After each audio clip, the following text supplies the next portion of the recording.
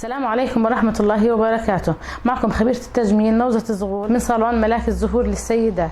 بحب أعرفكم عن حالي وعن شغلنا، كيف بلشنا وكيف اتطورنا. بلشنا بالبداية من البيت، كان المشروع لساته صغير وكانت هواية إلي من وأنا صغيرة، ومع الوقت طورتها ونميت حالي، ومع المستقبل فتحت صالون والحمد لله رب العالمين، وسعته وطورته ورجعت مع الوقت فتحت معرض للفساتين مع الصالون. أبرز الخدمات اللي مقدمها صالوننا: قص صبغة، سشوار، تنظيف بشرة، تجهيز عرائس، بروتين، كيراتين، وبشمل كل الخدمات اللي بتحتاجها أي ست خارج الصالون. هلا أفضل البراندات اللي بنستخدمها للميك اب: عندك الهدى بيوتي، الإيسانس، اللوريال، اللانكوم، فلورامار، وعندك نوعيات كثير. هلا السنة واجهت أكثر أشياء المطلوبة كانت عندنا الميك اب ارتست، كان بشكل مش طبيعي، والألوان اللي كانت دارجة السنة هاي الألوان السومو، السموكي، ترابي.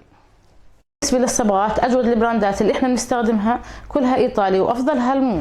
هلا عندنا بداخل الصالون كوادر مهمة، ومن أبرزها وأهمها البروتين، ناهد الزغول، وتساريح، شيماء وملاك، وبقية الأشياء من تحفيل عرائس من الاشياء المهمه علي انا صاحبه الصالون. هلا من ابرز طموحاتي اني اطور الصالون للافضل. بحب اشكر والدي ووالدتي اللي وقفوا معي ودعموني وساندوني، ولولاهم انا ما وصلت لهي المرحله ولا فتحت صالون ولا صرت سيده من سيدات الاعمال. بتشرفونا باي وقت داخل صالون ملاك الزهور للسيدات، محافظه عجلون عنجره، واهلا وسهلا بالجميع.